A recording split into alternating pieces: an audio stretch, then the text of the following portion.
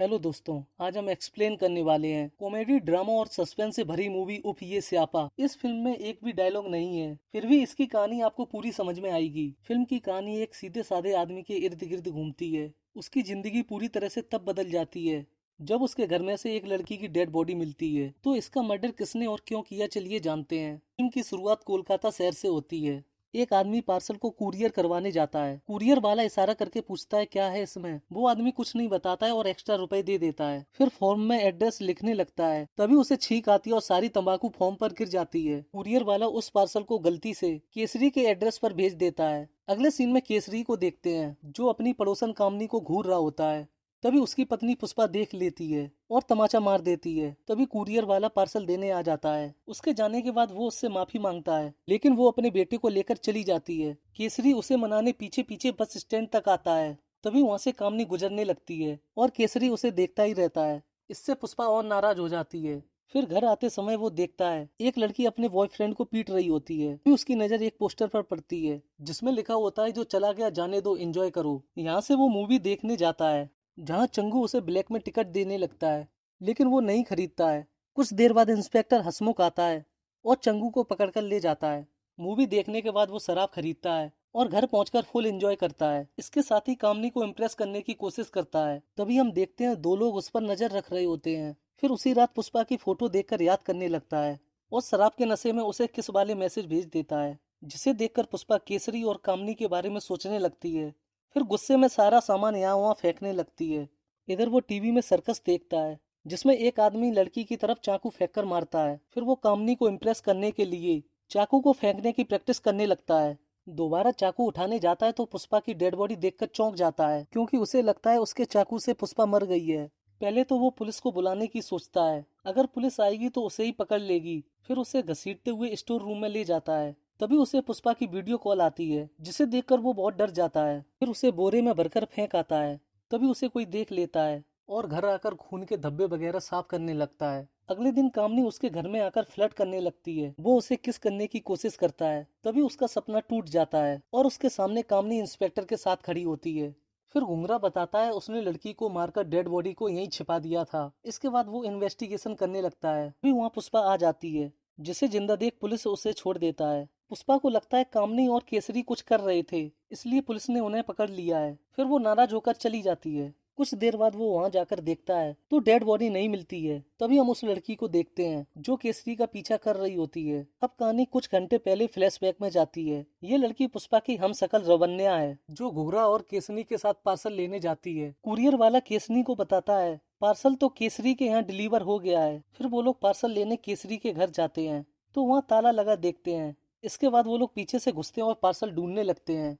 तभी उसे जनक का मैसेज आता है। फिर वो रवन्या पर अटैक करके उसकी डेड बॉडी को सोफे के पीछे छिपा देता है। तभी उसे पार्सल मिल जाता है। थोड़ी देर बाद उसे होश आ जाता है और वो केसरी को वहाँ देखकर डर जाती है। फिर वहाँ से भागने की कोशिश करती है और बाहर कामनी को देखकर वापस अंदर चली आती है और केसरी को देखकर मरने का ड्रामा करने लगती है। इसके आगे की कहानी तो हम सभी को पता है। जब केसरी डेड बॉडी को फेंकने जा रहा था तभी प्रेस करने वाले ने उसे देख लिया था और जब वो वहाँ पहुंचा तो रवन्या उसे बेहोश करके भाग गई थी। अगले सीन में केसरी जब घर वापस आता है तो सोफा के पीछे चंगू की डेड बॉडी देखकर चौंक जाता है। अब ये डेड बॉडी यहाँ कैसे आई, चलिए जानते हैं। घंटे पहले जब हसमुख चंगू को पकड़कर पुलिस स्टेशन लाता है तभी उसकी गर्लफ्रेंड उसे मिलने के लिए बुलाती है। फिर वो जैसे ही जाने लगता है चंगू की रस्सी में फंसकर गिर जाता है और उसके मुंह पर चोट आ जाती है। फिर वो जीएफ से मिलने का प्लान कैंसिल कर देता है। फिर गुस्से में चंगू को बहुत पीटता है जिससे वो मर जाता है। इधर घुंगरा कांस्टेबल जनक को पार्सल देने आता है, लेकिन उसमें कुछ और ही होता है। फिर वो गुस्से में उसे पुलिस स्टेशन ले जाता है। तभी घुंगरा चंगू को देखकर समझ जाता है कि वो मर गया है। फिर वो हसमुख को बताता है